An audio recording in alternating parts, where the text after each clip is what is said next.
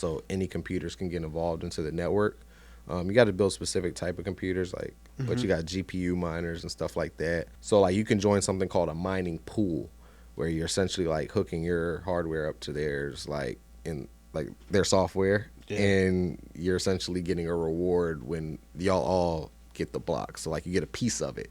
So you're sharing the profit amongst a lot of people. A little bit about him. He was a part of Mark Burnett Studios, and they're behind Shark Tank, and he was a diversity caster. So he got like a lot of black entrepreneurs on Shark Tank. Right. And I was an apprentice under him, and we hosted like a Shark Tank event for entrepreneurs in the lab, and like we had over 500 entrepreneurs in Atlanta come out, and some of them actually got featured on the show. How early did you get in? Our first real foray was around 2016. Airbnb is the largest real estate company in the world, but they don't own any real estate. So marketplaces is when you're using other people's stuff and you're making money off of transaction fees and stuff like that. So in the No Code Playbook, I have like a whole section on building your own marketplace for whatever niche you're in, and you can build that without coding. Bitcoin is only where it's at right now because there's only 21 million that'll ever be created. You can look at your phone and look at the circulating supply of XRP, right?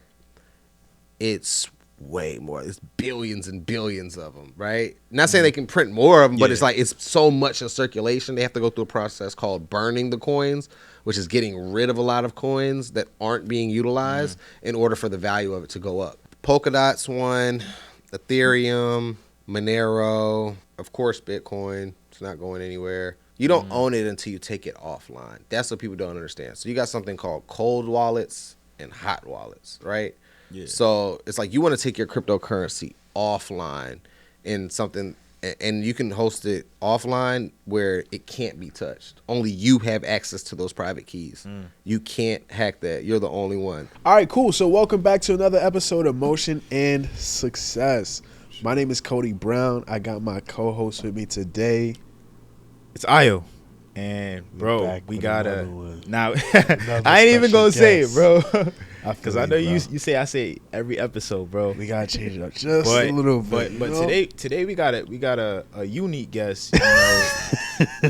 I switched it. I went for special. Yeah. It's cool. But real life, it's a unique guest. You know what I mean? Like, this our first time we're going to have somebody in the tech field. Yeah. So this is going to be another educational. You're going to get a lot of game. A lot of some humor too, but a lot of game, heavy on the game. So today we got Armani.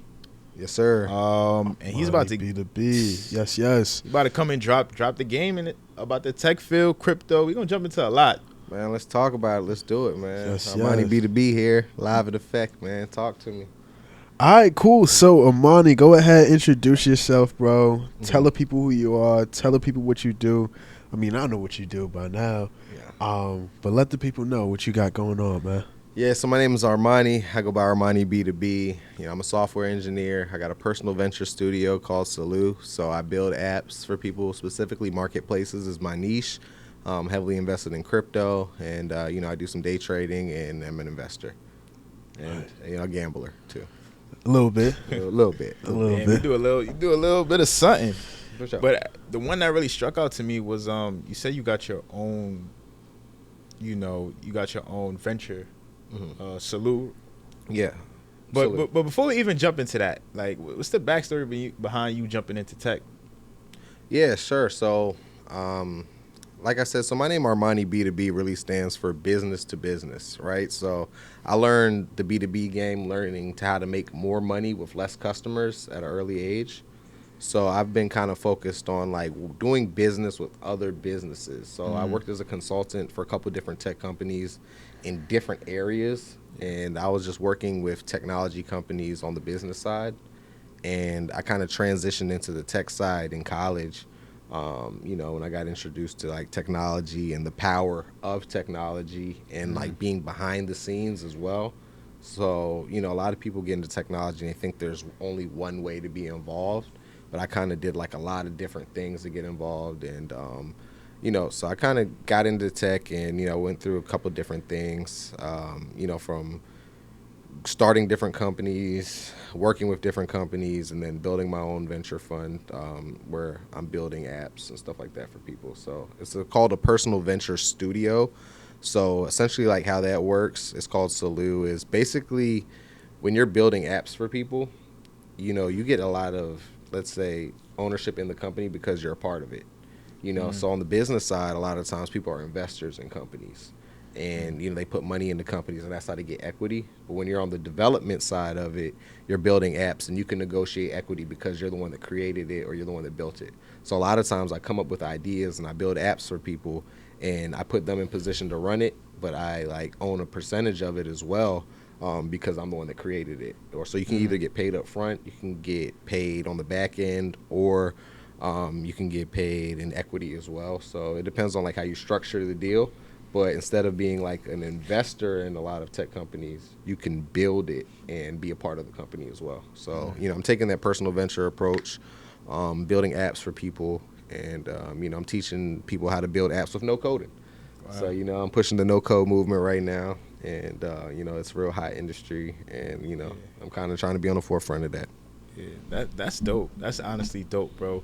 Because even me, I'm not going to lie, I was one of those people, like, my biggest regret was not jumping into tech, early on. Because now what I'm learning is that most of the successful people in the world, they're either good at sales and marketing, or they're builders. They create stuff, For sure. So sometimes I wish I'd be like, damn, like, imagine if I could create a social media app or something. But all of that takes, some type of tech skill. So being that you jumped into, creating your own venture, creating apps, why is the no code wave, something that being that you already know how to code? Yeah. Instead of you like teaching people, why you rather go the no code route? Yeah, so the no code route, think about it like this. If you had an app idea right now and you have no technical background, a lot of times you would have to work with a tech company to build it. It costs a lot of money. It's time intensive as well. So a lot of people that have business ideas, they can't get off the ground because they're spending so much time and energy on, building the actual product, right? Yeah. But with the no code movement, you're able to build an MVP fairly quickly. Like you can build an app with no coding, get initial customers on there, because ultimately people make apps to make money. You know what I mean? It's not about just having an app. Like there was a hot time in the tech industry for just having one. Like, I got an app. But if it's not generating any money, you're not going to get any investments from it, and you're not going to make anything out of it. Yeah. So, I feel like with the no code movement, it's easier barrier entry into tech. Like, you remember how we used to make MySpace pages back then? Yeah. Like, that's kind of how this no code I shit say is, yes. bro. I'm You too make your young own for profile. MySpace. Oh, okay, yeah, you're young. Okay. Okay. I was around I was around, but I was still young.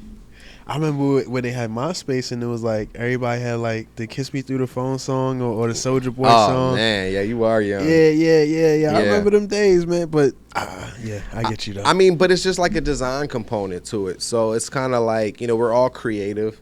So kind of like pushing your creativity and like instead of just the nuts and bolts of like code and like you can actually design stuff with pre-designed templates. Yeah. You know what I mean? Like there's a lot of sites out there, that I use personally or I like recommend to people. Just if they have an idea, like the best thing is to get started on it instead of just having an idea. Because you can have a tech idea for 5 years, but you could have spent that 5 years getting customers. You know what I mean? Like, Right. So I feel like that's the most important part about building a business and to get off the ground, launching your initial MVP, which is, your minimal viable product. And launching it with no code, you're able to build apps a lot quicker. Instead of 6 months to a year, you can build apps within a few days or a few weeks. And it's really powerful, and it's costs like low. Yeah, I was about to ask. It's much cheaper, right? Yeah, for sure. Cause I done heard before, like back in the days, people used to they used to have like consultants or web designers. For sure. And they're paying them $10,000 plus for one website or landing page or something like that. Absolutely. So now, like, AI can go ahead, you just drag and drop templates, and you'll be able to have a website in less than a lunch break or something like that. Exactly. And that's why I feel like that no-code movement is kind of like changing the game for technology for a lot of people. If you're not interested or you don't know about it, you can always, like, pay people to do it. But, like, learning it on your own is so powerful because technology is the future. It's inevitable. Like how you were talking about how the richest people in the world are in technology. Yeah. 8 out of 10 billionaires, the top 10 billionaires in the world are in technology. And it's like, I feel like the no code approach, if you aren't a software developer or if you don't have a technical background, I feel like going in it that way and just being acclimated with it and building something in the space and like not having to use a lot of money to get involved is good. Not having to spend a lot of money on education is good. And, you know, and you can still go the traditional route as well. What's going on, my Motion and Success family? Sorry to break the interview, but I had to. I just wanted to share some information with you guys because I know there is a problem. A lot of people out here, they're struggling with their credit. They're struggling to get funding. They're struggling to close a real estate deal. They're struggling to go ahead and increase their credit score. They're struggling to remove inquiries off your profile. I have the solution for you. So now what I went ahead and did was I created an AI powered software that you can use to go out and repair your own credit, not only your credit, but also your family members' credit if you wanted to. So the name of the system is called M2Magnate.com. This is an AI powered software that you can use that will generate all the letters for you in less than 5 minutes. And you can send out your letters throughout the software to get the results. This is the same exact system that's responsible for helping me remove negative items off my client's credit profile, my credit profile. And this is what's going to help you to get that 700 plus credit score without having to pay thousands of dollars. Go ahead and visit M2Magnate.com and start working on your credit. See you guys inside the software. So I grew up in Baltimore, but I went to Morehouse in 2014. Yeah. I was an Oprah Winfrey scholar there, so I had a full tuition scholarship. You know, inner city public school, having above a certain GPA, she gave full tuition rides to people that went to HBCUs at the time. So I went to Morehouse. I actually went as a bio major. A bio? Yes, first semester I was a bio major. Really? But I only wanted to be a doctor so I could make money. I heard, like, you know, you hear that, right? Like, doctors make money growing up. So I was like, oh my God, I want to be it for that. And then my first semester, my first bio class, I can't forget it. The teacher was like, if you're in here to make money, like, you're going to fail. Like, if you're not passionate about it, this is not what you really want to do. You're in to make money, you're going to fail. I looked at one of my friends at the time, and we, like, looked at each other, and we walked out that day. Hit the deuce. And we changed our business to our major to business, like, right away. Oh. And, you know, then I took that route, and, you know, it was a game changer. You know, opened a lot of doors for me.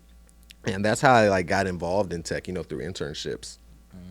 So my first real internship in college was for a company called Gartner. They're the largest IT and advisory company in the world. Yeah. You know, they provide a lot of insights and technology on, like, big companies and stuff like that. So I started my junior year at an internship there. And, you know, that's how I got, like, my first real foray into tech. And then I was big into the crypto space.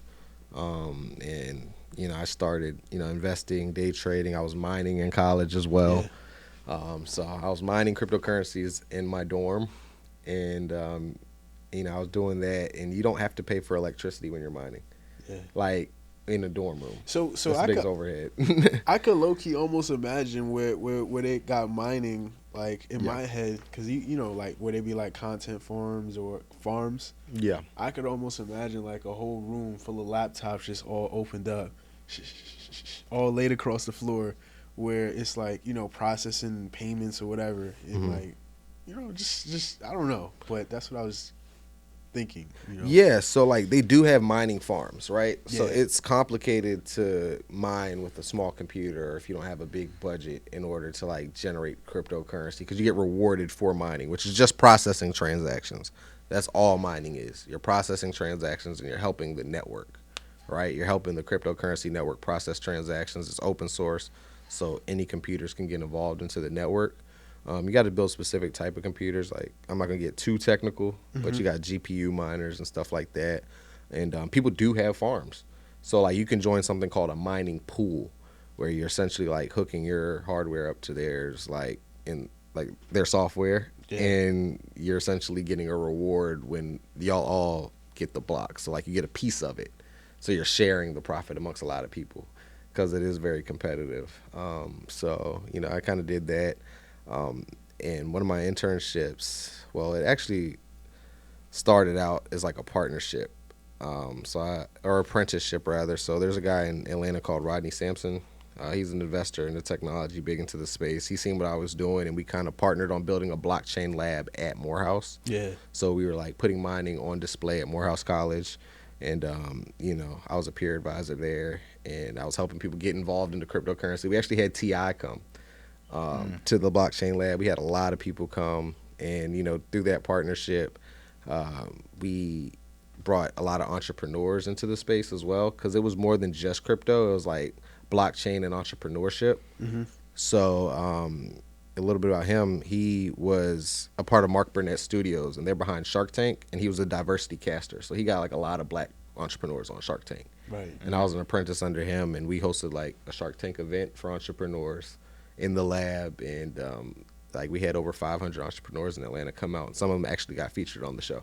Wow. So like just learning the business, and he made his money in technology. He sold his first tech company for $20 million. And like, is that the dude you were telling me about where he wrote a book, or is that? He actually did write a book too. Kingonomics. Oh. But yeah, Noah Kagan's you're referring to, $1 Million Weekend. Gotta get Yeah, that one. Yeah, that's what I was thinking about. How to launch a 7-figure business in 48 hours. That's a great book. Wow. How early did you jump into crypto? Because a lot of people got a lot of regrets when it comes to the crypto space. Seeing the price fluctuate. For sure. Some people got in early. Some people got in, right now at the all-time high. Right.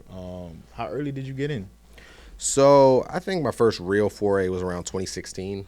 That's like when I really put some money into it, like really started like getting involved into it. Like I've heard about it before, messed around with it, but like really started like taking it seriously. Bitcoin was at $889 for my first entry. He had 2016 December. It was at that price. But that's like when I started like, because I was making money off of the mining as well. So I had other currencies, like I was mining Zcash, Ethereum, but 2016, I started like buying Bitcoin and stuff like that as well. Did you end up holding, or you was kind of like, it's early on, some people ended up selling, at a certain point. I mean, so crypto is kind of like, it's been like a wallet for years. You know what I mean? Like you pour money into it, you take money out, you make money with it. But like I got into the trading side of it because of the price fluctuations. So even though, my initial entry was at that price, that was a lot of money back then for Bitcoin. You know what I mean? Like psychologically, you see where it's at now. But it's like when the price will go from that to $600, you're losing money. You know what I mean? When it's down to $700, you know what I mean? That's a whole hundred. You're losing your mind. But like I think in the 2017, 2018 bull run, where Bitcoin like went up to $20,000, that was kind of like the time where it was, like the trading was essential, because you can do like contracts on it for when it goes down, you're making money. So a lot of people just think you're just buying and holding it to the moon, which of course you do for your investment side, but trading, you can make money when it goes down as well. And then when its price is dropping and you're making money on it, you pour that money back into, the holding account, and then you ride the wave that way as well. So, technical analysis, learning how to like actually trade. And, I was using a couple of different sites back then to do that. Binance was huge, like their trading platform. BitMEX was another margin trading platform that allowed, and now Coinbase has their features. So, I do that as well. What's your what's your top three for beginner crypto, people that look to get into the crypto space? Because a lot of people are still like, they still don't believe in it yet. So what advice would you give them, like top three that you would recommend, top three coins or, cryptocurrencies you recommend? Well, I mean, of course, Bitcoin was the first cryptocurrency, right? So that's kind of like digital Manhattan. That's what I like to call it. Like there's 21 million that'll ever be in circulation. So you got to kind of look at it as like, this is an asset that has a fixed supply. So that's what makes it valuable. Like you can't create a new Bitcoin. You can't make multiple Bitcoins. Like how you could print the US dollar and make thousands of them, hundreds of thousands of them, and billions of them every day. You can't do that with crypto. So that's what makes it valuable. So of course, like when you're new into the space, like that's always going to be like your first option for an investment. But because it has such long-term potential as being the first. But once you get deeper into it, you learn about utilities of crypto. So like Ethereum, which is like the second largest, is a world computer. You can build different software applications on it. You can build your own crypto on it. So that's always a good project. But I'm big into privacy coins, because I think that's like where we're going to go in the future. So when you say All right, so sorry to break the episode. This message is for any entrepreneur. You really do a good job. You're killing it at whatever you do, but no one knows you. You have no social media presence. Well, guess what? You're missing out on a lot of money. Good news is I help entrepreneurs like you grow organically on social media. No gimmicks, no ads, just authentic, strategic content that converts. And if you're a podcaster, I've got you covered as well. If you're struggling to grow your show, struggling with editing, well, I cover those services as well. It's time to stop procrastinating and take action immediately. Click the link down below and book a call with me where we're going to sit down and talk one-on-one, and we're going to start helping you grow and create some motion and success, but more importantly, get you some leads that will convert into dollars. So what are you waiting for? Your audience is waiting for you. Let's get them to trust you. Click the link below. When you say privacy coin, Yeah. are you referring to like kind of keeping the government out your business when it comes to finances and money? Well, it's more than just the government, but that's a part of it. So Bitcoin was created to be a decentralized currency, right? Yeah. So decentralized meaning that there's no central authority that owns it. Yeah. So there isn't like a US government Treasury agency. Yeah, like it has nothing to do with that. Yeah. You know what I mean? Like Bitcoin is a peer-to-peer network. So it's like I'm sending you money digitally, right? Yeah. And somebody else, like you, is processing the transaction. You get what I'm saying? So you're getting paid for doing that. I'm paying you for that. And it's a community of peer-to-peer. So it kind of goes back to the older days of where we used to barter for services. Right. Yeah. And there was no central authority for that. So Bitcoin was created to eliminate that. But since it was the first, it has a lot of flaws in it being so transparent with the blockchain where you can see every single transaction that has ever been made on the blockchain from the first transaction in 2011. Who do you think the first guy was? The first guy? Yeah. I mean, I have ideas on who I think created it. Think he's still alive? Of course he is. He's the richest man in the world. Who else wouldn't have hundreds of billions of dollars in crypto and not touch it? Yeah, it's a weird thing I heard about that. They said because I believe you took Satoshi, right? Yeah, Satoshi. It's a pseudonym. It's not a real name. Yeah, people said that because you could watch it on the blockchain, it hasn't been active. Like it hasn't touched. It hasn't been touched. So, I have a theory on that, might go a little while, but who I believe created Bitcoin. So allegedly, of course. Mm-hmm. But are you familiar with PayPal? Yeah. So PayPal was the first digital currency online, right? There's a group of people, over 20 people, it was called the PayPal Mafia. So, Peter Thiel, Elon Musk, and a couple other people created PayPal, and they sold it, and they were going to create another version of digital money that used elements of that. So I believe that those are the people that have involvement in this. You know what I mean? Like, because even if you look at like where the most mining power is, because all runs on electricity, right? Who runs the most electricity right now? Who makes electric cars? The most mining comes from a Tesla power plant. Like, you can see everything publicly. So what you're saying is Elon Musk is... he's a part of it, 1,000%. I'm willing to bet it. He's the richest man in the world. Who else would have $100 billion, right, and not need to touch it for 10 years? Elon Musk has just became the richest man in the history of the world. He passed Mansa Musa on paper. He's the richest man of all time. Has over $450 billion net worth. And he created, it's incomprehensible. He's over $100 billion richer than Jeff Bezos, who created Amazon. So who else would need to not touch that? Who else creates electricity with all their products? And Bitcoin runs on electricity. And who else created digital currencies to move around people?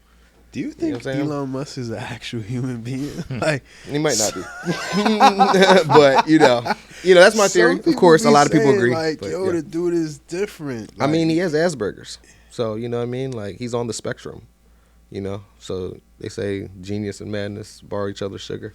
So I definitely think he's on a different level. There's a lot of people like him out there, like Vitalik Buterin, who created Ethereum. He's on another level as well. Like, it gets so deep with the tech stuff, and that's why it's like it can get overwhelming for people. And that's kind of like why with my content and stuff, I want to like bridge entertainment and technology together to kind of like make it more fun and engaging for people. Because people get intimidated when they hear all this, and then they think, oh, I can't get involved. It's too much. But it's really not. Or it's too late, but it's never too late. Like, we're moving into a completely digital world, and people don't realize that. Like, even this podcast is digital. Yeah. You know what I'm saying? Like everything we're doing is moving into digital, and that's why like Web3 and like just moving into the metaverse and Facebook. Like Mark Zuckerberg, one of the richest people in the world, all time. Like he changed his whole company's name to Meta. Like we're heading in that direction, regardless of if we want to or not. So I feel like instead of people getting left behind, you know what I mean? I want to make it easier for people to get involved before I take them deeper down the rabbit hole. You get what I'm saying? And it's like the no-code way is the way like, okay, I got a company that's making money. I got an app. I built it with no coding. Then it's like, all right, cool. Like, let's take you further into the rabbit hole because, like, it gets deep. You know what I mean? And it's like, you know, it can scare people because, like, soon we're not going to know the difference between reality and technology. Yeah. Right. And it's like, that's, like, where it's headed. So you got people. Apple got the VR set. Yeah, I was just about to mention that because you mentioned Mark Zuckerberg and Elon. For sure, I'd love to meet him. Who do you think is gonna lead that field? Because they're all battling and lead that AI field. For sure. Who do you think is gonna, dominate that field? End up, between Mark Zuckerberg, Elon, I'm sure plenty of other companies. OpenAI. Yeah, for sure. Yeah, I mean. So it's a lot of ways you can look at it, right? So with the social thing, right, with Mark Zuckerberg, he has the people, right? Mm-hmm. So when you look at it like that, he has everybody's customer data. Like that's why Facebook is free to use unless you're spending money on ads, right? So they control your data. That's why he's always in Congress arguing with people. So you got to look at it from that. He controls the data. He controls the people. He has billions of people, a percentage of the world, like a quarter of the world, almost half, that use one of his platforms. So it's very powerful, like how he's moving and stuff like that. And he's created, I don't know if y'all heard about the haptic glove that he created, where you can actually feel touch in the metaverse. Oh like I'll be able to feel your hand and squeeze, and he's already created that technology. So, you know what I mean? He's one of the pioneers for sure. You can't forget about him. Jeff Bezos is one of the guys that, think about it, e-commerce online. We got to be able to buy stuff and sell stuff. You know what I mean? Like you got to have, like there has to be an economy online, and then, people creating products and services online. So that's huge. And then, you got Elon Musk, who's, taking over different facets of it. So, with the electric cars, right? Then it's like the internet. He just bought X.com. Yeah.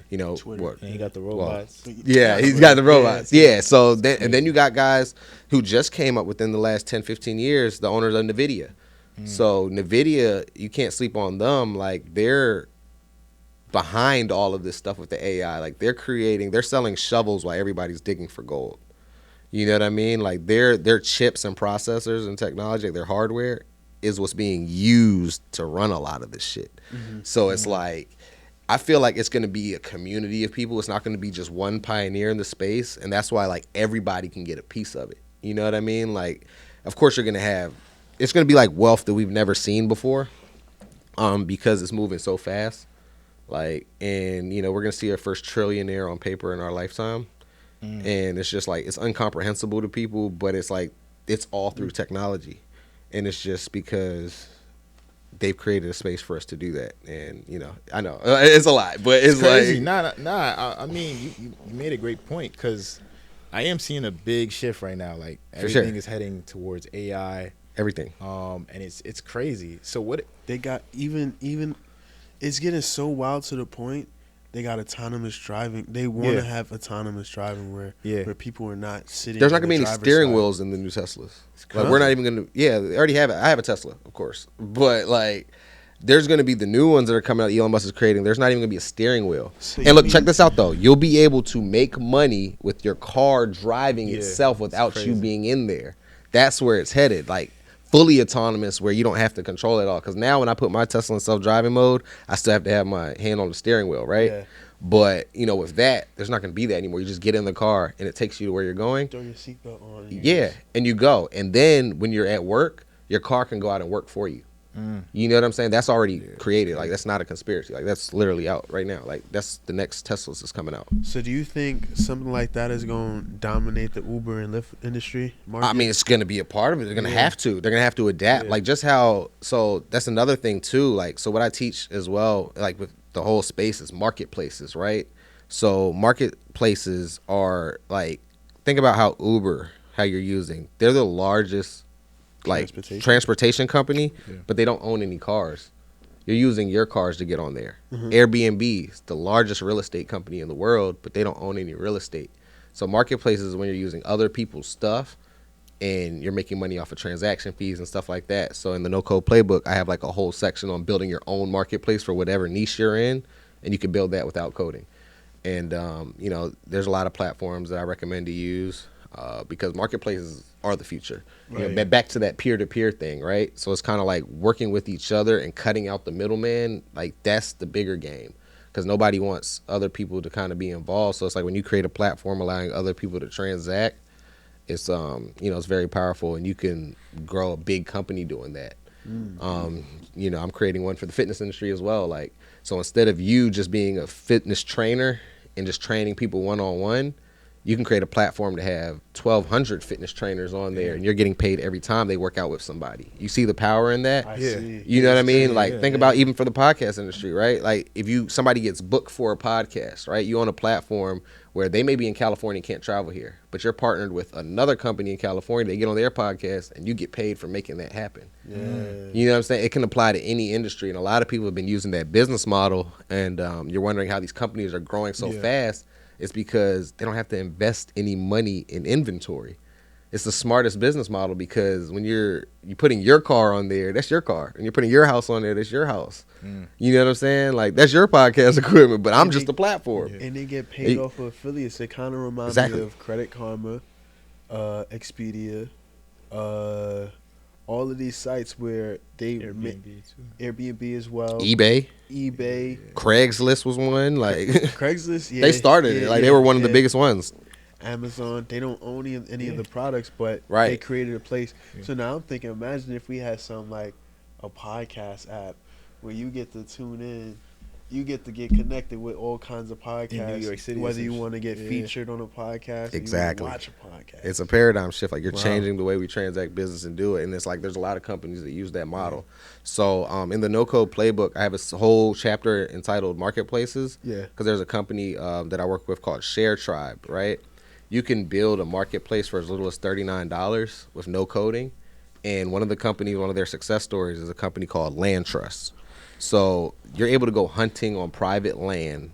It's kind of like the Airbnb of hunting. And think about if you own a lot of land in Texas, right? You got 30 acres. People go hunting out there. And you could put your land on there, let people go hunting, and they get paid off of transaction fees. They made $30 million last year just off of transaction fees alone. Wow. And they built their whole app using no code. $30 million, no inventory, all profit. It's crazy, right? And it's just like you can apply that mindset to any industry. And, you know, and I teach people how to do it for as little as $25, like building your own app with no coding, or like, you know, I have a software development firm where like I help you build it. I do it with you, or, you know what I mean, I do it completely, and, you know, I let you have it, and we can negotiate on how you want to work. But it's just, it's a game changer. Even think about DoorDash or Uber Eats, right? Yeah. You're not eating Uber Eats food. You're eating from McDonald's. Yeah, people always say I just did an Uber Eats. They don't talk about the restaurant. They say before we started the podcast, I did a DoorDash. Get right. HDMI They're getting cord. paid. It's a whole economy off of this, and you can create that same business model for any industry. And before, the barrier to entry was so hard. Like, oh my God, I got to go to school. I got to pay $50 million for. I got to go raise a bunch of money for investors. But now with the no code movement, you can build literally a marketplace for your own industry for almost next to nothing, and people still won't do it. It's crazy. That's crazy. So, so is it like you said, the no code playbook? Yep. So, for people who do want something like that, do they have to? Is it like an actual book you read, and then you'll be able to execute? I have ebook. It's an ebook. Yeah, and you'll be able to execute over right 70 after? pages. You read the ebook. You can take all the information in there and do it on your own. You know what I mean? Like, I have everything condensed into like a fun ebook. I have like activities in there as well, so it's not just all words. I have activities. I give you sites to go try at, go make some free trials. I give you a list of all the popular no code platforms. I give examples of there, and I teach you how to do it too, like in there. Or you can like book a one-on-one with me, and we can kind of like dissect it a little further. But like the objective of it is kind of take that, you read it, you figure out what you want to do, and then kind of like go on your own and do some self-learning, because it's a never-ending journey. But you know, I also have a development firm as well for people that don't want to do that, and they're kind of just like, let me just pay you to create it, and that's like where the majority of my time is built, like building apps for people. So, I can kind of do that. I built a lot of different apps over the years. I've been a part of a lot of different projects outside of this space. Yeah. Even in the crypto space, I've built some apps as well. Like one of the biggest ones we built was Cornell token I was working with. So you could pay your tuition at Cornell University with cryptocurrency. We did that in 2017. Did you work do with a the company mining? called Ivy Blockchain. Did you do So the they're on mining for that? Ethereum's. So it was an ICO token, so they were built on Ethereum. Yeah. Which they have their own programming language called Solidity. But we actually built that project. I worked with a company of mine. We did that. We worked on a company for the city of Flint, Michigan. It was called Aquagenuity. Yeah. That was one of the projects I worked on, and I helped people get involved with it.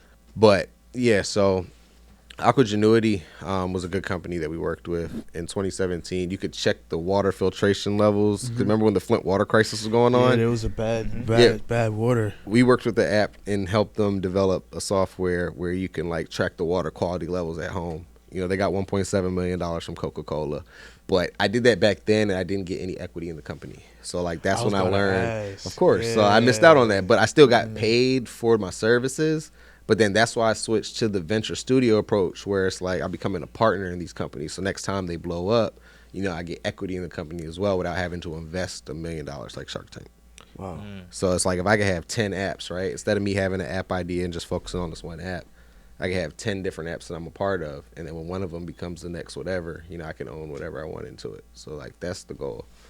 So like it's a new approach in the venture space, personal venture studios. A lot of people, it's still fairly new, Right. but it's like it's a way for you to be invested in a lot of different companies without putting any money into it. So, Yeah, I was gonna say too. Being that you're in the tech field, for sure. Being at a lot of, we got a lot of kids in the tech field, a lot of graduates coming out the tech field. Yeah. A lot of them want to go join these big companies, Amazon, What would be your advice to them? Because a lot of times I hear these companies are offering shares, some of them offering a high salary. Yeah. Did you ever run into things like that? But then again, too, I also hear like, when it's fourth quarter, when it's time to lay people off, they're laying a lot of people off. I actually got a story about that. So my first job out of college, real job, I worked with a B2B SaaS company in Silicon Valley, California. It was a startup. And they opened an office in Baltimore, Maryland, where I was from. So it was called Broadly. It was a B2B SaaS product helping like businesses get found and chosen online. So it was a tech startup. Cool company. They're in their Series B funding. I actually worked for them. So I have worked in the space. I've worked for the bigger tech companies like Gartner, I said before, as an internship, and I worked with that company. So we opened an office in Baltimore, and I was on the business side. So I was an account executive selling the software to other businesses. And they actually closed down their office within 6 months in Baltimore. And I didn't feel like moving to California. It's too expensive for what I was getting paid. So it was kind of like I got out of it, but I did get paid out, so they paid me for a while. They paid me out. So, I mean, because they did get a lot of funding from investors. So, I mean, I do feel like if you're in the tech space and you want to go the traditional route, definitely get your feet wet. You have to learn it, and you get good experiences working with bigger companies or even startups, the real scrappy startups, because you're learning how a business runs and functions. So, like, you got people that are technical minded, right? So I graduated from school with business. I wasn't a technical person. I learned how to be technical, because I'm talking this stuff. I'm selling this stuff. I got to be knowledgeable about it. So even after that, I even went to a software development boot camp where I honed in on my coding and development skills. And it's like I got the best of both worlds that way. So a lot of people that are technical minded, they don't have the business acumen. Or a lot of people that are just business minded, they don't have the technical acumen. So it's kind of like, when you're in a startup, you kind of wear a lot of different hats. And when you're working for smaller companies, it's good and you're not pigeonholed into one thing. And I feel like just getting your hands wet, getting your hands dirty in a lot of different industries, working in a lot of different fields will give you like the foundation that you need to build your own thing later on. So you can work with a company at the beginning grounds and get a lot of equity in it. Like, if you go work for Google, you're not going to be a half owner of it. So it's like, if you know somebody that's building something or you're working with startups online, like, you can negotiate equity and you can stay with them. You know what I mean? Like, that's a great approach to have. But it's, you know, you can also work for job security and work at a bigger company as well. You know, because you do make a lot of money in tech. You know, if you work for Facebook as a software engineer, you're making pretty good money too. So you can do that as well. But my biggest advice is just get your hands dirty. Try a bunch of different things. Yeah, it's a bag. It's definitely a lot of money in the tech field. It definitely is. For sure. So you say you worked in Silicon Valley. Yeah. Silicon has a lot of There's stories. a lot of There's successful out businesses there. come out of there. For sure. That's like the tech Bank startup world. closing. I feel like you're not a real tech person unless you've been out there. No offense to anybody. Yeah. Like, if you haven't worked out in Silicon Valley, you really ain't in tech. Or or companies that had started out there in other offices. So, of course, that's fine, too. But, like, that's where it's all at, man. Like, that's where the biggest companies are. Like, that is the mecca of technology. And I'm so glad that they're building other cities to make tech cities, too. It's not Austin, Texas or something like that? I mean, people are moving from California to Texas for tax purposes and stuff like that. Right. You know what I'm saying? Texas is one. Atlanta's a big tech hub right now, too. Like, they're pouring a lot of money into there. Baltimore is becoming a tech incubator city. Like, I actually did a lot of stuff with Startup Maryland. And I've worked with, like, a couple tech accelerators and stuff like that, too. And they're building those in a lot of cities. Like, even Detroit has some. Or, like, a lot of cities are trying to become tech cities because they see how fast it can revolutionize your whole city. So, like, if you got startup ideas and stuff like that, go through a tech accelerator. You know what I mean? Like, if you don't want to go through a coding boot camp or something, go to an accelerator. Y Combinator is the big. Tech accelerator. Yeah, tech accelerator. They give you funding. They help you get partners. They pour money into your idea. You know, there's a lot of them. They give out millions of dollars a year, billions of dollars. What's like the top 5 tech accelerators to go ahead and get your feet wet in the tech field? The number one would obviously be Y Combinator. Y Combinator? Yeah, they're the Harvard of tech accelerators, like Airbnb, Stripe, all the biggest companies in the world, like within Instacart. A lot of them came out of there. Right. I think over $500 billion they've invested into tech companies. Yeah, they're like the Harvard of the tech space. But Techstars is one. They have them in a lot of different cities, man. Like, I'm not gonna lie, like they're all over the place now because it's such a hot thing. Like, you know, because they're just pouring money into your startup. They get equity, and then if it blows up, like, that's how they make money. Oh, you get so what I I'm see saying? I see the play. I see the But yeah, play. look up Y Combinator. You know, that's like the goal. Like, that's the model. Yeah. Because a lot of the companies that we use every day have went through there. Right. But, you know, they have a lot of ones in the cities. I'd recommend, like, even if you're like in Maryland, Baltimore, where I'm from, Loyola University has one. You know what I'm saying? University of Baltimore has one. Like, University of Maryland has Startup Maryland. Like, there's a lot of different startup incubators and accelerators in any city that you're in. I feel like doing it hyper local is the best way first, because you get access to resources in your community. Like, there's investors in your community, there's technical founders, non-technical founders. You can build a team and then try to go to the bigger ones. You know what I mean? So that's a good approach for people that want to take that investor route. Right. But, you know, there's so many other ways to do it too, man. Like, but that's people that don't really have, or they want to take it to another level. They have something that they built and they want to take it to another level. That's a good way too. Yeah. So, have you ever got to the point where, like, you had a project you were working on and you needed investors and you needed to get some capital, some funds, had to pitch? Did you ever have to go through anything like that? Man, I've done all types of pitches. Like, I've done, man, yeah. But, like, I built, like, a collection of personal investors. So I think private investors are a big thing too. Like, everybody has access to investors, but they never would know it. Like, every company that's ever started, they have a family and friends round first. You'd be surprised, like, how much money you can raise within your own community before you go out and build something too. So I've always been a person that like to fund my own startups. Right. Like, I could easily go into my network and pool money in and try to build something. But with my venture studio approach, it's like I have, like, a lot of different things going on, and I'm letting other people do that route, and I'm still getting a part of it without having to deal with that. You know what I mean? Because investors want to see return on their capital. That's what a lot of people don't understand too. It's not they give you free money and you could just go roll it up in a joint and smoke it. Like, you know what I mean? But that's what companies do. Right. And then, like, when they're fried for life, they're like, bro, like, what the hell? Like, because they got hooked into it. You know what I mean? Like ownership, equity is everything, but like if you do need it, you really got something, you know what I mean? I definitely feel like, that's a good approach, but raise it with your family and friends, man. They have like a bunch of websites too where you can like raise from people in your community and stuff like that. Like go through that approach first until you need to get some money to scale it.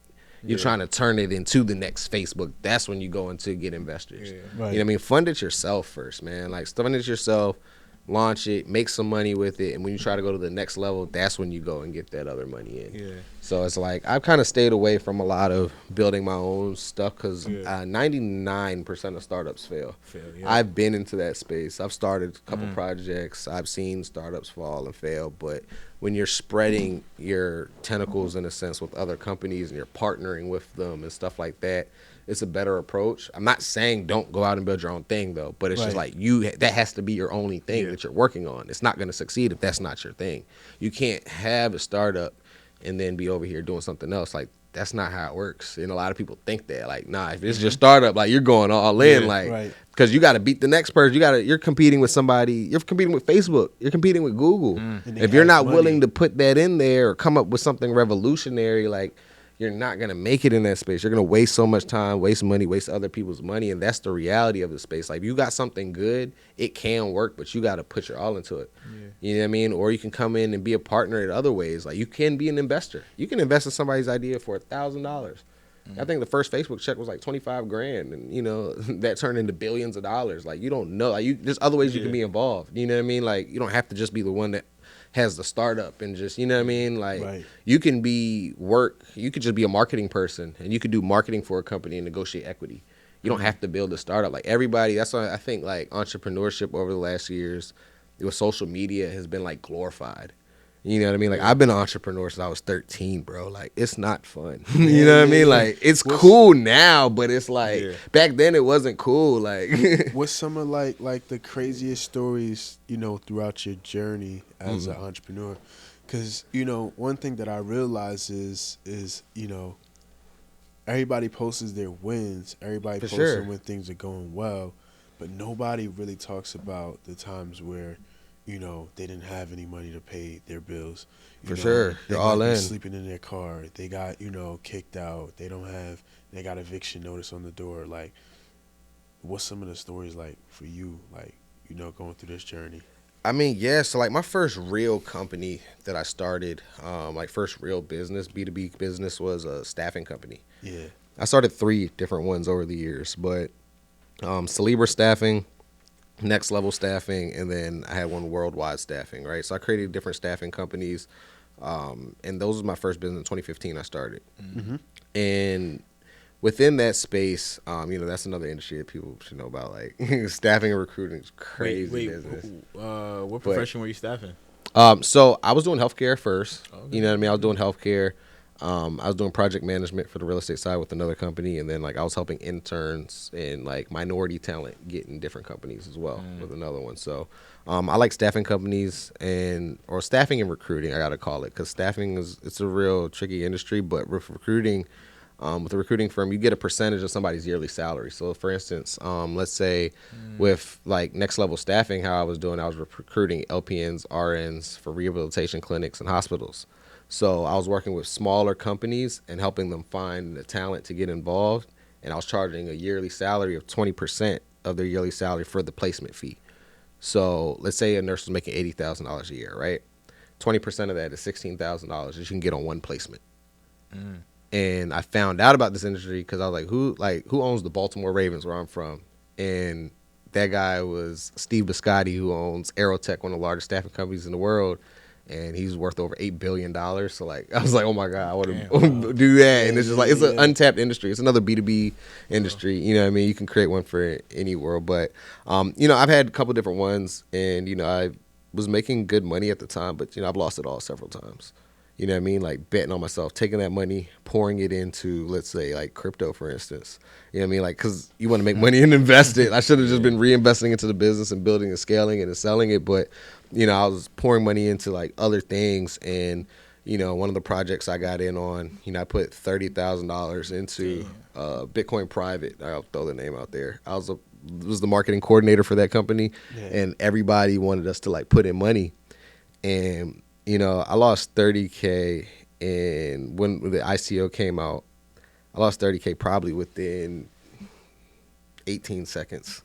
When the price dropped, it was at the top and it went all the way down. Like, you can look at the chart right now. Like, it's crazy. Like, wow. And I've had those type of stories a lot too, because me, like, I like to put money in other places, and I feel like that was my problem. Is it like what they call a pump and dump? It was a pump and dump. What do you mean? They rug pulled, they finessed everybody. Like, like, my parents lost money on that too. Like, I don't.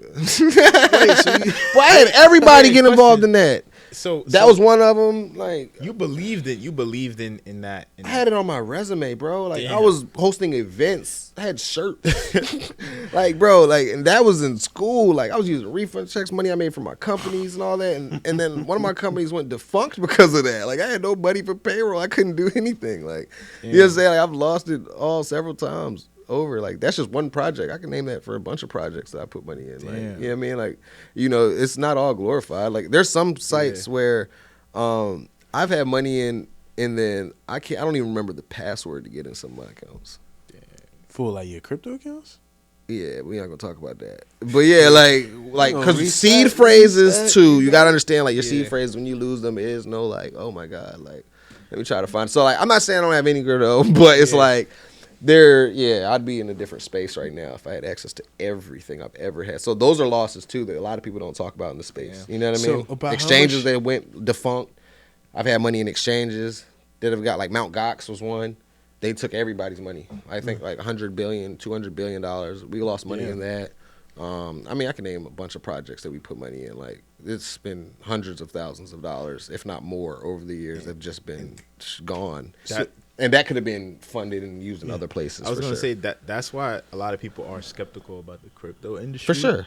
Because even if you look at today, whole situation with FTX, Sam Bankman-Fried. That's another one. I ain't getting into that one, though. I was smart. I learned my lesson. He was all over. He was on the Miami Heat's floor, all of this stuff, but nobody knew that, you know, he was using, you know, the customers' funds and whatnot. Yeah. So it seems like it's still a barrier between crypto being, you know, normalized and, you know, for everybody to agree and be like, yo, hey, I'm gonna get some crypto. But that's the thing, though. So when you're buying crypto on these sites, right? Like, even Coinbase or Cat, you don't own the crypto. You don't own it until you take it offline. That's what people don't understand. So you got something called cold wallets and hot wallets, right? Yeah. So it's like you want to take your cryptocurrency offline in something, and you can host it offline where it can't be touched. Only you have access to those private keys. You can't hack that. You're the only one. So when you have your money on these exchanges and platforms and stuff like that, and the platform goes down, it's not the technology of the crypto that's bad. It's the exchanges. But that's with anything, though. You know what I mean? Yeah. Like, there's a bunch of companies, you know, that people have lost money in, you know what I mean, outside of the space, but it gives it a bad rep. But it's like, you're the only one that can own your private keys when you take it offline. You know what I mean? Like, and you're able to do that. You can send your crypto, like, there's a couple of different ones, like Treasure Wallet. You know what I mean? Like, it's a hardware wallet where it keeps your money offline and it's secure. Kind of looks like a flash drive, and you keep your money offline. Is it a Ledger? Yeah, a Ledger's another one. That's another company. So a Nano Ledger S, for instance, is one that I have. Like, that's like an offline. You keep your currency on there. Nothing can ever happen to it. You know what I mean? So if you lose the Ledger, that's on you. I mean, you can have your seed phrases, and you can get another one to access it. So your seed phrases is like 24 or 12 words randomized, where you can lose it. So it's a security thing. So some people that I know that have like million, even more into the space.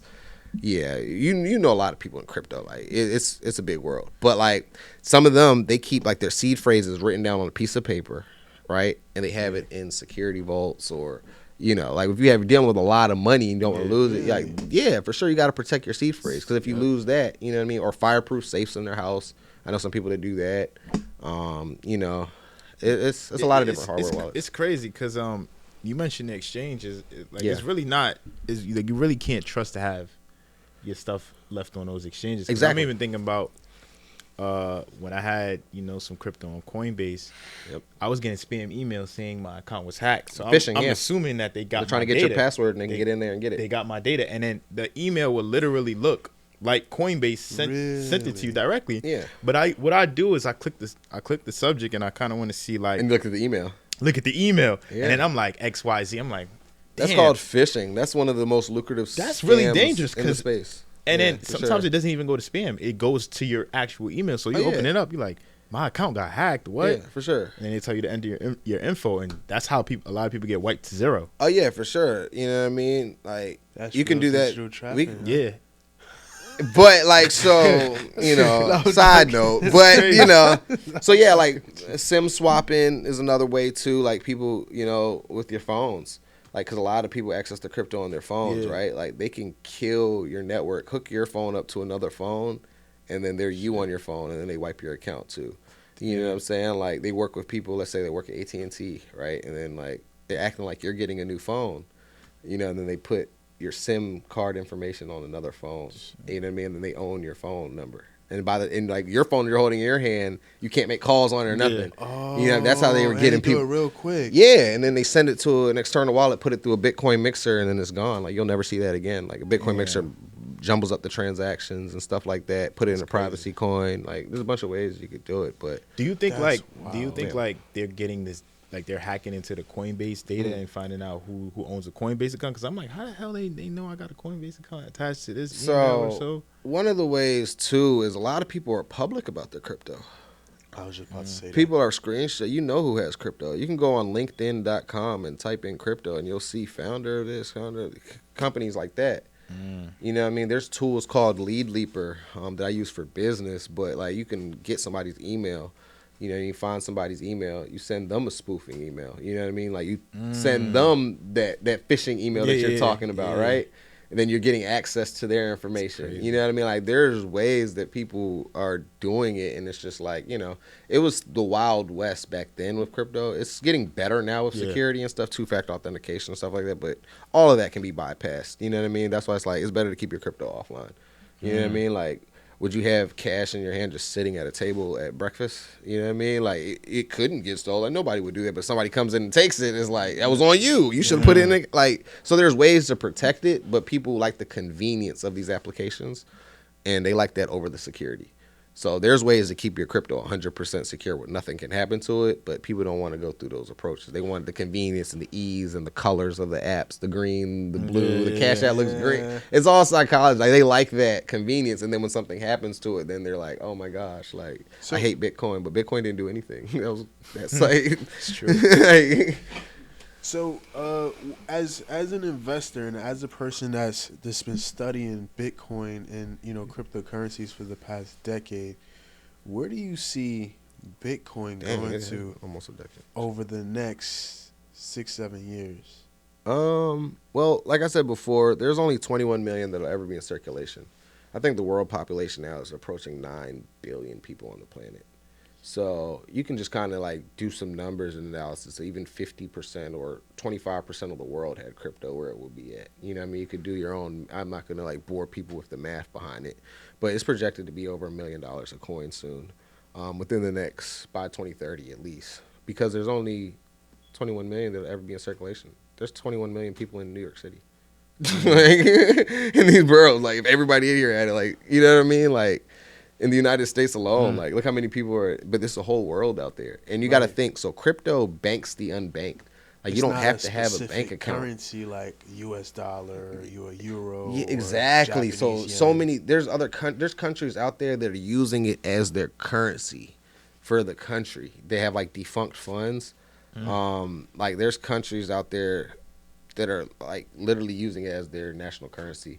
You can like look so you got to think now, if that whole country is using it and they're all getting a Bitcoin wallet, this country is using it, more people, that's where the price goes up. And you know, it fluctuates because it's still an early asset. Yeah. You know what I mean? But it's like that's why you get into the trading side of it. You could hedge your investment by making money when it goes down.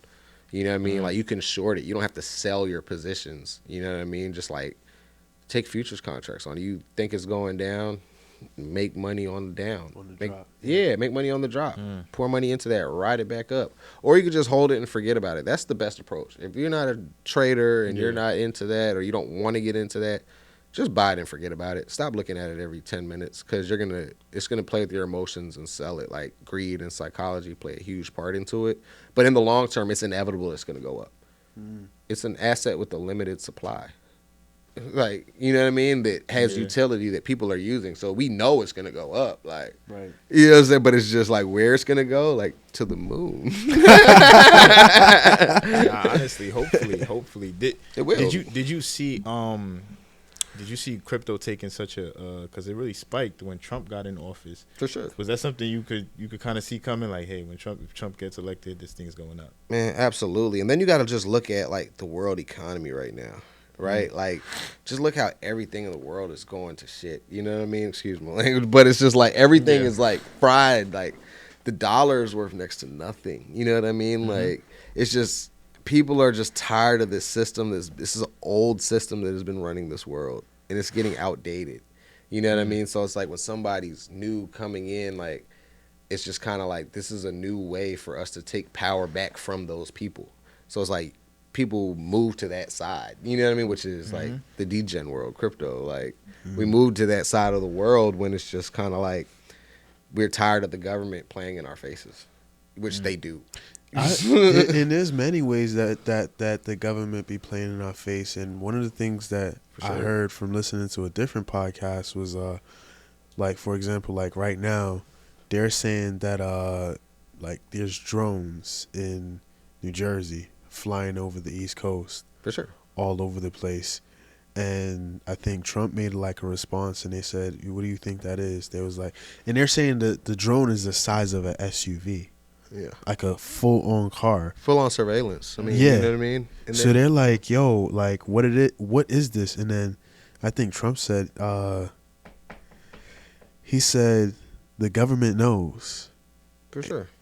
You got something flying, Yeah. and you if you ever heard a drone, like you will hear it, like it's real loud, the size of an SUV For sure. hovering over your head. Like that's crazy. Yeah, like mass surveillance and things like that. Because like if you're not big into the conspiracies, of course. I mean, of course, they release UFO documents, but I don't want to turn this into that. But like, you know, do your own research. But even just like drones, like just mass surveillance. You know what I mean? Like the government is controlling us through even speech right now. Like that's why they're trying to ban TikTok, which is crazy. Right. You know what I'm saying? Like because they can't control the narrative. You know what I'm saying? Even in the media and stuff like that. So it's kind of like, you know, crypto gives people, it was supposed to give people that freedom back. Right. And there's a lot of people behind this movement that are behind it because of that. Like they don't own this, we own this. Like, you know what I mean? Like this is like a F them type of thing. Right. And that's why I'm big into privacy coins. You know, it's kind of circling back into that. You know, Monero is a good one. It's not investment advice, but Monero has 18 million in circulation, less than Bitcoin. Completely privacy anonymous coin. Nobody owns it. You can't see the transactions publicly. You know, they use technology to like kind of protect yourself from anybody. So I'm big into privacy coins because transparency of Bitcoin can be a negative, but yeah. So when you say transparency, like people can't, because I know the blockchain is public. It's public. You can't see that when you do a privacy coin. Nope. You can't see people's transactions. Oh, wow. Well, you can see, but they're all like grouped. You know what I mean? You can't see individual transactions, track them to a wallet and see whose it is. Yeah. You know what I'm saying? Because like there's a lot of analytics companies out there too that work with the government privately that can like track your crypto. So like that's how a lot of people get found. You're like, oh my God, this person just went to prison for this, right? But it's like they're working with companies to like track all your transactions and stuff like that because the Bitcoin is so public. So they've created technology to do that, but you know they're not able to break the encryption and security of like privacy coins just with the technology that they're using alone. And Bitcoin Private, one of the coins that I lost some money in, was supposed to be like that, using some technology called ZK Snarks, which is a privacy technology. But you know, Monero is one of the leaders into the privacy space right now for sure. How about like cryptocurrency and taxes? Because you know a lot of times is like, you know, the government always trying to get into your business, tax you on right, which is insane. It's you know not what your I mean? money.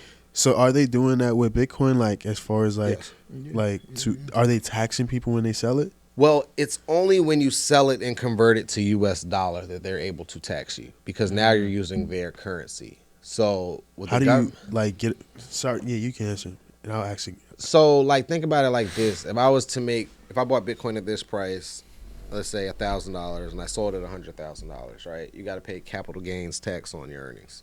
You know, I'm not a tax professional, but this is just basic economics, right? Yeah. But that's only when I transfer it to US dollar and take it out, and then they see the profits on public exchange, right? So it's kind of like you got to pay taxes on that. But a lot of people are using stable coins to take profits, which are taking profit into a crypto that stays at $1. Oh. You know what I'm saying? Yeah. And stuff like that, which, look, man, I don't have anything to do with the taxes, pay your tax, but I'm just saying, like, there's other ways to navigate. But when you turn money into US dollar and you're making money in their money, you have to pay taxes on it without a doubt. But if you're using other methods, you know, that's on you. Right. You know, and, you know, they're trying to stop that. And that's why they're getting control and stuff like that. Like the KYC process, which is know your consumer. Like a lot of crypto now, like when I joined, it was the Wild West. Like you could just make an account, you didn't have to upload anything, no ID, no nothing. You know what I mean? Like you know, what I mean? You didn't need none of that. Now like Coinbase, doxing or what do they yeah. When you dox, when you're publicly showing who you are, like you know what I mean? Like, but now it's a different space. It's becoming more legit, which is good for the crypto industry, though. You know what I mean? Because it's like it's becoming a legit and accepted worldwide asset. But before it was the Wild West, like.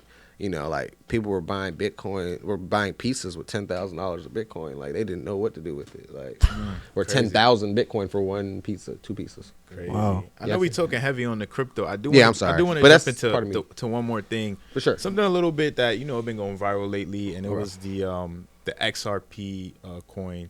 A lot of people say, "Yo, this is going to the moon. This is going to shoot up to as high as like." Bitcoin? $20 or go crazy high, maybe 50,000. But then I seen some people that said it doesn't make any sense. Yeah. Because there was some gurus online saying, hey, yo, XRP is going to 50,000. It's the next Bitcoin, Impossible. But some people, it's impossible. So I'm seeing both arguments. There's no argument. It's impossible. What's your view on that? So you got to look at total in supply, like total coins in circulation, right? That's what people don't look at when they look at crypto. Bitcoin is only where it's at right now because there's only 21 million that'll ever be created. You can look at your phone and look at the circulating supply of XRP, right? It's way more. It's billions and billions of them, right? Not saying they can print more of them, but it's like it's so much in circulation. They have to go through a process called burning the coins, which is getting rid of a lot of coins that aren't being utilized in order for the value of it to go up. So like mathematically, it would be impossible for it to catch Bitcoin with so many in circulation. You get what I mean? Right. Not saying you can't make a return on it. Not saying it's not a good investment, but to have the idea that it'll be at $100,000 a coin is impossible. Like literally, it's not me just saying that. Like it's actually mathematically impossible. We wouldn't be alive by the time that happened. There's not enough humans on the planet for it to get to that point. You get what I mean? Unless they start making AIs that have wallets and doing some crazy stuff that we in quantum computing, which I'm not gonna. That's what I'm saying. The rabbit hole gets deep. But so what you're saying is you won't put your money in XRP? I'm not saying that at all. I got XRP. I've had some since forever. But I mean, but I'm not expecting it to go to $100,000. I'm not saying you can't make money on it. It's a solid project. It's getting back, but it's not meant to be a store of value like Bitcoin. You got to look at the utility of what these things do. That's what a lot of people don't look at. Like Bitcoin is meant to be a store of value. Right? XRP, you got things that are processing transactions quicker. You know what I mean? Like Ethereum's a world computer for you to build applications on. Like it's not meant to be Bitcoin. It's not digital gold. It's a utility meant to do things. And you got to understand that. Solana's another one. Like it's a utility. You can build your own token, motion and success token on Solana. Like, you know what I mean? Like build your own coin. Haktua coin, sorry, but like they built their own coin on that. So it's like you're able to do things with this. NFTs, Ethereum launched a lot of NFTs. It wasn't Ethereum the company, but you were able to build NFTs utilizing their technology. So it's like that's the bigger game. You got to understand what these coins actually do, what they're meant to do, and if you believe in that, then invest in it. Then look at the economics behind it. Look at how much is in circulation, right? That's all you got to look at. And then if it's a solid project that you think and you believe in, put your money into it. That's doing your own research. That's what it is. It's not like, oh, well, this coin's going to go up. Unless you're just a trader and you're looking at technical analysis, which if you're just looking at the charts, you don't care what you're trading. But if you're not into that, you will lose money unless you're playing the long game and investing in a solid project and a team. Like that's why people that are, in Pepe coins and shit like that, I mean, it's cool. Like have fun with it. but don't expect that to be the next Bitcoin. Right. Make your money and get out. If you're up 200, 500%, I'm not saying it's not possible. Yeah. Take your money out. Yeah. You made 500%. Like, Yeah. like, why wouldn't you take your money out? Like, you're waiting for that to lose all your money. Like, no, that's how you play the game. Like, you know what I mean? Get in and get out and invest in the solid projects that are going to be here 20 years from now. Yeah, I was just going to ask you, too, what cryptos would you recommend? Like, yo, you don't have to know anything about crypto. Just buy these and don't even look at it for the next 10 years that you're confident in. Like, yo, this is something that it got real utility. Let's see. Polkadot's one, Ethereum, Monero, of course, Bitcoin. It's not going anywhere. Solana. Like those are like the big players. I wouldn't say Litecoin anymore because Charlie Lee, he left Litecoin project, sold all his coins like 5-6 years ago, and he left the project. But I mean, like the community still runs. So I mean, it's a baby Bitcoin. I mean, like you can look at it that way. You just gotta really. I mean, it's honestly in what you like, because like there's projects I'm invested in, like Mana Decentraland, right? So their token is Mana. They're building like digital worlds in the metaverse, and that's the utility token to transact in that world. And you know what I mean, if you're into that, you know what I mean, why not invest in it? So I've been in that project for a while, but I wouldn't just say like, you know what I mean, just throw it in there if you don't plan on being involved in it. Or as an investor, I just say look at coins that have small market caps. Look at coins that have small coins in circulation. Get in on, of course, the big dogs. You know what I mean? Like, of course, you get the top 10, get some of that. Because, you know, and then look at some of the lower market ones. Like, there's different pages on Coin Market Cap where you can see all the cryptos that's ever been out. You know what I mean? Like, just, you know, try. You have fun. You know, get some shit coins is what we call them. You know what I mean? Like, why not? Like, if you're on, don't put your life savings in it, but yeah, why not? If it's play money, sure. Question, because you know, like how a lot of people they have like investment accounts, and those investment accounts are, you know, traded in the stock market, things like that. Yeah. Would you say? I mean, this is not financial advice. Right. Mine is not financial advice. Like my personal opinion. You know, but now, would you say, for example, if you're in a position where, you know, you wanted to build a retirement account, would dumping your money into crypto be one of those avenues you'll take? Absolutely. Yeah. Because just the long-term potential. I'm not saying don't invest in stocks either, because stocks, you know what I mean, like, be diverse. Yeah, of course, you got to die, especially if you're young too. Like, what do you got to lose? You know what I mean? Like, yeah, I'm not saying put 100% of everything you make into it. Like, that wouldn't be smart for anything. You know what I mean? But diversify into it for sure. Like, you see it. Like, if you look on CoinMarketCap right now, I think there's over $3 trillion in crypto right now. So $3 trillion of our dollars aren't stupid. You know, something's going on, even if you know nothing about it. So it's kind of like, just allocate a little bit of it. You know what I mean? Like, whatever your budget is that you don't care, that you're going to spend anyway on something. You know what I mean? Like, we live in a consumerism society, so we're going to spend that money regardless. Why not put it in something that has the potential to? There's nothing that has been performing like Bitcoin in the last 10 years. Nothing on earth. Not even an S&P. Not even close. So it's kind of like, okay, you know what I mean? Like, what do I have to lose? I mean, obviously, like, I've been saying this. You can go look at my content on Facebook. I've been talking about this for a long time. Like, I'm not new into this space. I built actual projects into this space. I built an I've started communities in this space. Like, so it's kind of like people like me that have been around and seen the cycles, you know, like the influencers that come around and pump stuff up. Like, they don't know what's going on. Like, you're going to follow them and lose your money. You know what I mean? Because, like, they're just pumping they're talking about it when it's already there. You know what I mean? Like, right now. And what you're doing is you're providing liquidity, because the only way that you're able to make money with crypto is if somebody is buying or selling it. That's how it works. So the people that have had it, when you're getting into it, they're selling it to you. You know what I mean? Like, and vice versa. So it's just kind of like understanding the economics behind the space you're getting in, and just making informed education decisions, and, you know, having some fun too. You know, gamble a little bit too. I just was going to get into that too, because I'm like, if you're in crypto, you got to have some type of thick skin. And you said you had a gambling pass. Yeah, for sure. What is some of your, before we get into the losses, like amount of money you lost, because in order for you to keep going, you had to win big at least once. So what was like the biggest win that you got that you was like, hey, like, let me try this again? Shoot, when in 2018, during that bull run, I got into Tron TRX at 3 cents, and it went to 30 cents. So I 10x'd everything that I put in there. And that was crazy. I 10x'd everything that I put in within the day. It's really, yeah. Like, you can go look at the charts. You can see that I'm not capping. It went from 3 cents to 30 cents. I got out at 28 cents, so right before it hit the peak. Like on its way down, 28 cents, I exited that position. That was my biggest single trade. Would you say like a dollar amount to that? Or? Oh, man. Let's just say I 10x my money, man. Oh, you know what I mean? Like, you know, tax purposes and stuff like that. We don't know who, you know what I mean? Like, they're gonna be like, hey, he said on the podcast, you know, like, people be getting caught up, but, you know, hey, man, I don't know. I don't own anything. Armani B2B is its own separate entity. Yeah. You know what I mean? I just work for that company, actually. So, yeah. But if you know, you know. Hey, man, hey. And loss wise, like what's the most you lost trading crypto? I've blown 6-figure accounts. Damn. Mm-hmm. For sure. No prop counts. No, like real money. For sure. That was profits from other things that I put into. Yeah. For sure. Not like at once though. Not like at once. Huh? Yeah. What's the mindset? I started making music, started doing some other shit.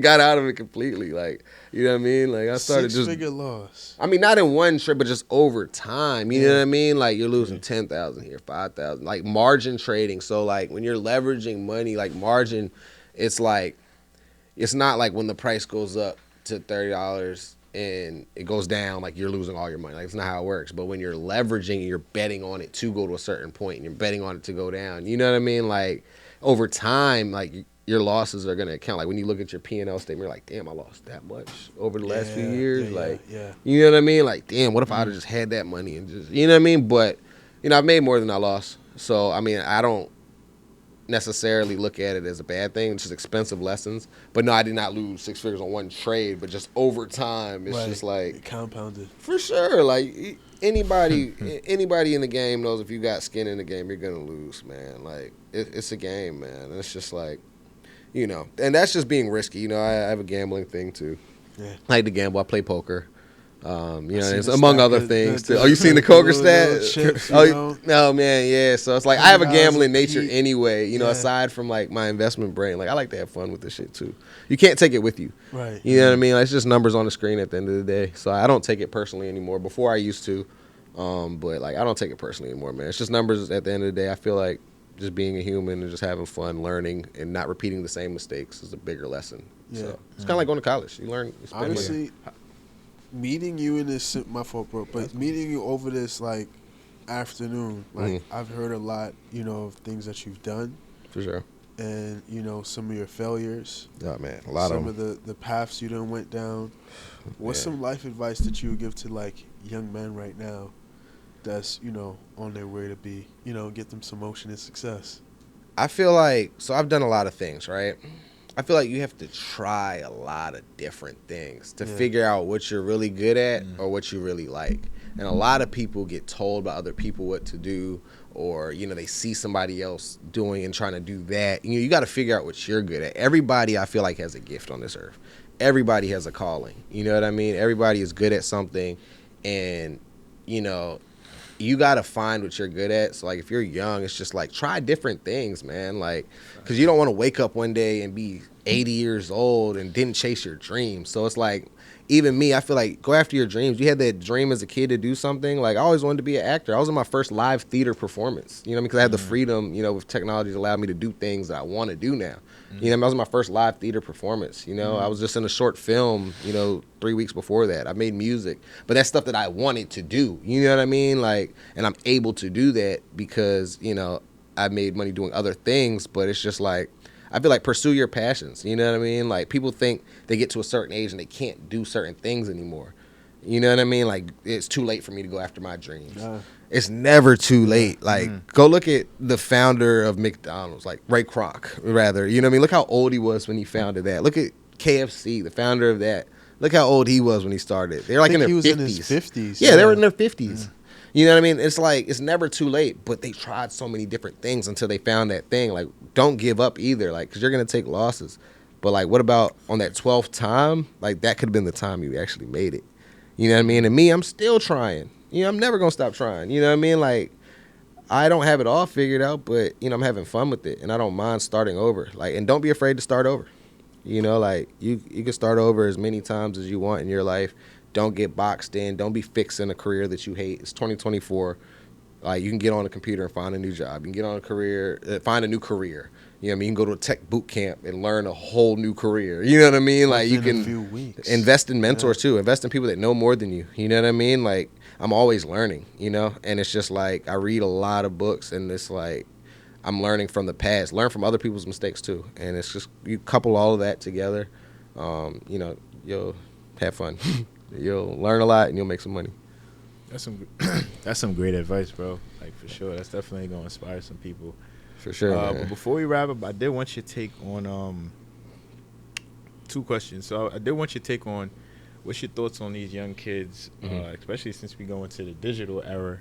Sure. A lot of these young kids, you go on Twitter, online, they're becoming crypto millionaires overnight. For sure. What's your thoughts on that? Like, do you feel like that's the right way to go about becoming a millionaire? A lot of people say they're going to become people who, you know, they're not going to have that skin in the game, that experience. And it's just basically like they're going to keep looking for that next coin, that next, you know. What's your thoughts on that? I mean, there's 2 ways I can go about it. So the first way is just like, look at the people that win the lottery. You know what I mean? Look at that. Like, some people get lucky, and you can't fault people for getting lucky. You know, they tried. You know what I mean? So it's kind of like they made it, and what they do with it's on them. So it's like, that's a good thing, because nobody cares how you got the money unless you got the money in your hand. Yep. At the end of the day, you know what I mean? Like, nobody cares. The money still spends the same, but it's the mentality. So it's kind of like, I wouldn't chase that next high. Yeah. You know, I'm big into trading. So, like, one of my favorite traders of all time, Jesse Livermore, he was actually one of the richest people in the world. He, like, bet on the stock market crash of 1929, I believe. And he made billions of dollars, right? Made billions of dollars in a short period of time. And back then, you know what I mean? And then he lost it all and ended up killing himself. Damn. You know what I mean? So it's just kind of like, you know, psychologically, like, having it all and then losing it all. And, you know, it's just, you can play that game forever, but you get your money in it, you get lucky, take that money and go put it in something else. You know what I mean? Like, that's the lesson I would give too. Like, still have something in there, because you never know. Like, it can go to Mars, but it's just kind of like, diversify yourself. Don't, like, put all your eggs in one basket in an investment thing. You know what I mean? Like, when you're investing, you want to spread your money. So if you make a big hit in one thing, spread it in something else. Like, take that money, start a business, you know, start a trust, save it for your kids. Like, you know, because those times don't come around a lot. I had to ask that, because sure. I'm seeing it a lot, and I'm like, I love them. I know a lot of them. I know a lot of friends that, you know what I mean? Like, you know, I've gotten lucky crazy. a few times too. So it's like, you know, I can't knock somebody that's got lucky. I actually, you know, I talked to a lot of my friends about that too. You know what I mean? It's crazy. It's crazy. For sure. So lastly, I do want to jump into, you said you got a mentorship program. Absolutely. You're giving the game on the no code playbook. Tell us what people get in that mentorship program. Yeah, so, you know, Armani B2B, right? You know, I teach people how to start their own business, doing business with other businesses, right? So make money with less customers with the B2B approach. That's more of a one-on-one type of thing. I do one-on-one coaching, and I cultivated a program around that, right? That's the B2B side. That's the higher ticket item. Like, instead of you selling a $10 T-shirt to 20,000 people, you know what I mean? You can make $20,000 on one transaction. You know, you can deal with 10 clients a year and make that same amount of money. So I teach people how to do that. The B2B Secrets is coming out soon. So full-fledged program with everything in it, but I do one-on-one coachings on that. That's my higher ticket offer. But on the lower end, you know, I do have the no code playbook. Learn how to build apps without coding. $25, ArmaniB2B.com. You can grab a copy of that. And yeah, I do one-on-one coachings. And you know, if you just want to pick my brain too, like, you know, learn from me and stuff like that, you can check my content out. Armani B2B on all platforms. Shoot me a message. I'm very receptive, man. Like, I love teaching. You know what I mean? Like, I'm that's my gift. I love sharing knowledge. You know, I don't like gatekeeping. You know, if something works for me and I can help you get there, that gives me purpose. You know what I mean? And then just motivation. You know, like helping people get out of their situations mentally, because it's all mental. I've been through a lot of stuff personally, and you know, I can help people get through that and help them make some money along the way. No, that's real right there, bro. That's real right there. And what are some things that you do, like, you know, personal life wise, like, you know, when you're not working? Yeah. Like, what are some things you do to kind of take the stress off? So I'm a runner. I actually run every morning. I get up early every morning and run. You know, sometimes 4 o'clock or 6:30. I get some good runs in. So I run a few miles. Only 2 right now. I do 2 miles every morning. You know, consistency. I'm at like 160 days straight of running 2 miles. Well, damn, 120 of 2 miles, and I was running 1 mile before that. But yeah, so I run. You know, I'm building because I hated running. You know what I mean? I'm doing things I didn't like to do. So like just consistency and discipline. So I run every single morning, no matter if it's raining, whatever. I do that. I read a lot too. You know, I have a lot of books that I'm reading right now. Day Trading Attention by Gary Vee is a good one.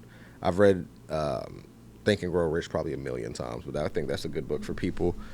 Contagious is a good one. $1 Million Weekend by Noah Kagan. It's a great book. How to launch $1 million business in 48 hours. That's a great book. What else? Awaken Your Genius. Blue Ocean Strategy is another one too. I don't know. I read a lot of books, but those are like the few that I've read over the last few weeks, and I think that's a good one. So I do that, and yeah. That's very interesting. You said you're 120 some days into running 2 miles. Yeah. Every single day. Every single day. I got the receipts. Yeah. Damn. So like every single day. Early in the morning. Sunday through Sunday. For sure. Every morning. Every morning. Bro, you look. Ask, hey, baby, when do I wake up? And what do I do? Damn. Every morning. Since you've known me, have I missed one day? Even when we out of town, you practice running. I got my running shoes in my bag right there. Yeah. I don't miss a day. I have to buy new running shoes. But I mean, I ran cross country in high school, and you know what I mean. Like I did RTC in college too, and I come from a military background and family, so like my brain has just been kind of transitioned into that's impressive, bro. I appreciate that, man. Yeah, Thank you. I'm not gonna lie, bro. It seemed like you're one of those people, like, you're really productive. You know, Trying like to you even be, said, bro. but You it got looked like better you're habits. naturally productive. Like, you read. You know, these are a lot of things a lot of people got to force themselves to do. I had to You know force what myself to do it too. I didn't always run, you know what I mean? Like that's why I'm consistent now. Yeah. You know what I mean? Like building discipline. Like I was going years without doing it. You know what I mean? Like I was smoking and drinking and doing all that other stuff too. But like once I started changing those habits, like my whole life changed. The opportunities just come when you become a better person. So how do you start building good habits for yourself? Get 1%. There's a book on that, Atomic Habits. I actually read that book. It's a great book. Atomic Habits. Get that book. But get 1% better every day. So don't try to change overnight everything, because you're just going to revert back to your habits. So it's the power of the subconscious mind. You got to train that. You know, I go to sleep. Who do I listen to every night when I sleep? Bob Proctor, Paradigm Shifter. I turn on like audiobooks and stuff every single night before I go to sleep too. I don't know. She's probably tired of it. But yeah, I do that. But yeah, training your unconscious mind, because that controls 90% of our behavior. So like now, that's why you're like, how do you get up at 4 o'clock, 6 in the morning? Like I've been doing it so long, I naturally get up and do it. Like I can be sleeping, but I'm outside putting my shoes on, run. Like it's a habit. You know what I mean? And you just form those. So like I feel like training your unconscious mind is what I've really been focusing on outside of work, and just becoming a better me and just staying consistent and doing 1% better every day. Like when I started reading, I didn't read a whole book in a day. I read 30 minutes every day, right? For 30 minutes, and I would stop. I don't care how good the book is. I don't care. But that was for me because I was a reader. But if you just want to get into reading, read 1 page a day. That's not going to hurt you. That takes less than a scroll. You can read 1 page a day, then work your way up to 2 pages a day. You know what I'm saying? 5 pages a day. Like, you start like that, and you're forming those habits. You know what I mean? It's just kind of like getting 1% better a day has tremendous results over trying to change and add a New Year's resolution, because you're going to be back to doing your old habits. So if you want to get into running, like, go outside and run half a mile. You know what I mean? Like, you don't have to do 2 miles. I worked my way up. I started running 1 mile first. You know what I mean? Did that for 90 days, then 2, then, you know what I mean? Like, so I think, you know, now that I'm almost 170 days, like after I do increments of 90 days. So after I hit 180 days, I'm going to be running 3 miles every morning. And, you know, and so, I mean, you've got such a good habit going on. Do you That think? had to get formed though. Yeah. I mean, do you think at some point you will stop?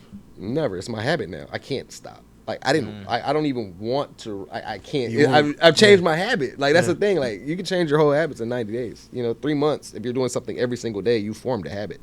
So it's like now, even when I don't even think about I'm running. You know what I mean? Like I don't even think about doing certain things. It's your habit. You know what I mean? Like, and you change your habits, which is your subconscious mind, and then your whole life will change. So you got to figure out what you want to do, get 1% better at it. So it's not even like, it's hard to look at it when it's like, how are you doing that? I'm not. My body is doing that. I trained myself to force myself to do that. So it's the power of the subconscious mind. So definitely look into that. Do some research on Bob Proctor, training your subconscious mind, and just change your whole paradigm and change your life. That's game. You mentioned Bob Proctor. Have you ever heard of some Napoleon guy Hill? I typically listen. Naples? He don't really That's got a your lot guy, of books. yeah. He don't really got a lot of books, but he's like a Twitter guy. He posts a lot. Navel, have you ever heard of him? Right. I'm not hip. So he was in tech as well. He did a startup. He started Angels List. But now Oh he's- yeah, okay, I know what you're talking about. Okay, yeah, I know you're talking. Okay. Yeah, his mindset definitely is also something that's a little bit different. That's the biggest thing is mindset, Yes, the bro. Like mindset, people look yeah. at just trying to make money, but you got to be Yeah. the person to attract the money. Yeah. You know what I mean? Like yeah. that's the biggest thing. The money will come when you just change who you are. Like the reason if somebody's in a position where they're not making what they want, it's because of who they are. You know what I mean? Like I never really believed in that law of attraction stuff at first. I thought it was like just like horse shit, to be honest. But it's really not. Like you change who you are, you know what I mean? Like you're gonna attract different people. You're gonna attract different caliber of people.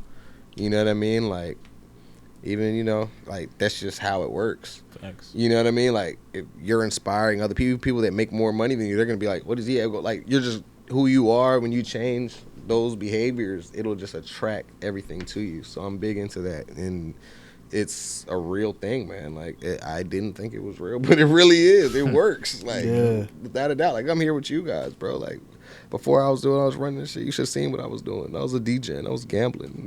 Like now I can do what I want. You know what I mean? I'm amazed, bro. This I appreciate it, man. This is a great conversation. Bro. word I didn't mean to talk you guys' head off. 'Cause- Hopefully y'all are not asleep, man. Nah, because personally- yeah. Do you I was gonna think? say personally, like I learned a lot sitting on the other side, on Appreciate this that, side. And you definitely like, I could tell that you really experienced in this field. Even sharing the no code game, Sure. because that's a lot of Armani people- B2B.com.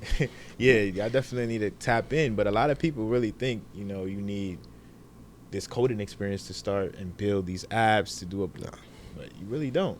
So For sure. that was great to learn, bro. Thank you, man. I appreciate it. Thank you. I ain't gonna lie, bro. I do have some takeaways as well, man. Go ahead, shoot, man. and like really the discipline habits, like, because I look at that, like I have my own disciplines, but when I look at other people's stuff, like yours is at a different level, you know what I mean? And I'm like, how do I get there? And I always think about, like getting better, because now when you start surrounding yourself around different people, it's like, all right, cool, like, yeah, your max is here, but it can be up here, Yeah, for sure. So like it's just like more shocked. You're like, like just deciding to start one day. You know what I mean? Yeah, that's the hardest part. Like just starting one day, like, and then just keep it going. I literally was just having a conversation earlier today with somebody. I was like, yo, I did this program called 75 Hard. Yeah. And for me, what I feel like is a lot of times is where I kind of fall short is like, I say I'm doing this for X amount of days. It's no destination, bro. And then I get there and it's like, yes, finally. Yeah. And then yeah, I feel I that. didn't get to the 75th day, but I got to like day 40 something. And I was so exhausted, bro. I was running outside, snow, rain. Remember before one of our podcasts? Drenched, bro. Every day. I feel every that. day. I feel that. Every day. Yeah. And like, and I'm also thinking, because you guys got like a great thing going on, and I admire Appreciate what that. you guys Yeah, got. I was gonna say You know, that too. babe, what I listen to at night, what time I wake up in the morning. Because you got to hear it from somebody else sometimes. Because somebody can come on here Yeah. and tell you anything. You know what I mean? But it's like somebody's Right. witnessing it every day. And then also another thing too is like not being afraid of being yourself. You know what I mean? For Because sure. now, let's say, for example, you meet a lady that, she might not understand that you wake up at 4 o'clock in the morning to make sure that you run your 2 miles. For sure. And then you start altering. Oh man, maybe I might run it at 6 o'clock. Maybe I might run it after work. Yeah. And then it's kind of In the start morning, being sometimes afraid. I run at 6:30. That's the average time. You know what I'm saying? That's the latest. I think. Maybe. I ain't go past 7. Yeah, I don't think I. Yeah, that's 7's crazy. Like if I'm not already back and showered by 7, I'm tripping. So like 4, 5, 6, 6:30 is been like the average. Like I just naturally get up. Like I got an alarm set, but I don't even need it anymore. My body just gets up at that time now. Wow. Yeah. I got an alarm set. They be going off, but I'm already up before I've been beating the alarm up for like 6 months. Oh man. Yeah, it's just crazy, bro. But Well, definitely, this was a great conversation, bro.